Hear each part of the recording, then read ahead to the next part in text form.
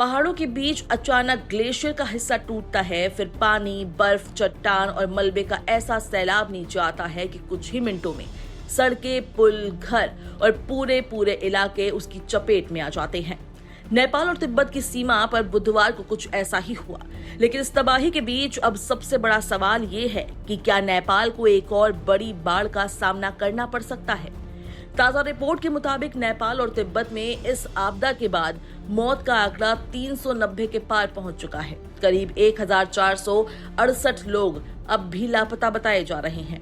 भारत के करीब 290 नागरिकों से संपर्क नहीं हो पा रहा है, जिनमें कैलाश मानसरोवर यात्रा पर गए लोग भी शामिल हैं।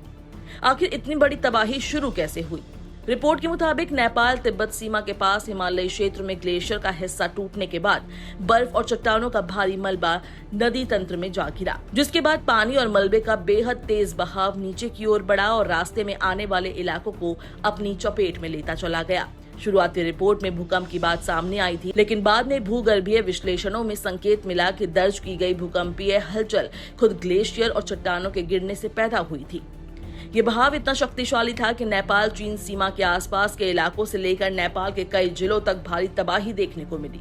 रसुआ, नुवाकोट, धादिंग, गोरखा और दूसरे प्रभावित क्षेत्रों में घर, सड़कें, पुल और दूसरी आधारभूत सुविधाएं क्षतिग्रस्त हुई।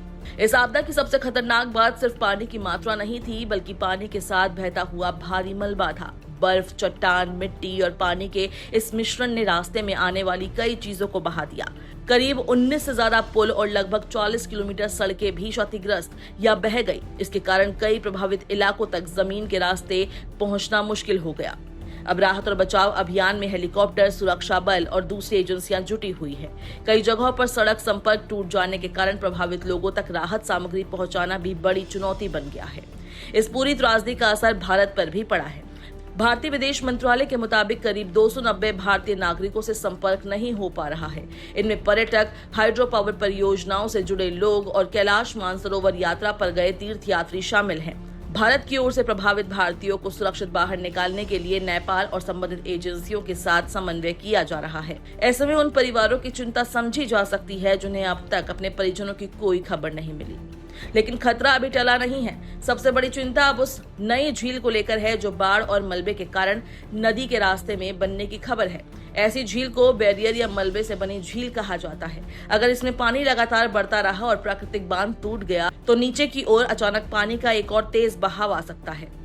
रिपोर्ट के मुताबिक चीन और नेपाल दोनों तरफ के अधिकारी इस खतरे पर नजर रख रहे हैं। चीन की तरफ से आने वाले दिनों में झील में पानी बढ़ने की आशंका जताई गई है और संभावित टूटने की स्थिति को लेकर भी जोखिम का आकलन किया जा रहा है।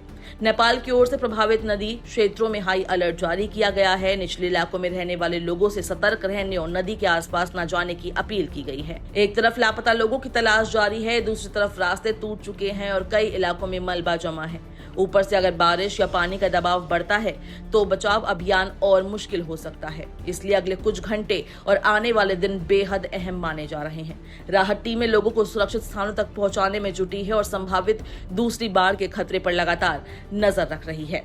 फिलहाल सबसे बड़ी उम्मीद यही है कि लापता लोगों को जल्द से जल्द खोज लिया जाए, प्रभावित इलाकों तक राहत पहुंचे और जिस संभावित दूसरी बाढ़ का खतरा बना हुआ है उससे पहले ज्यादा से ज्यादा लोगों को सुरक्षित स्थानों पर पहुंचाया जा सके।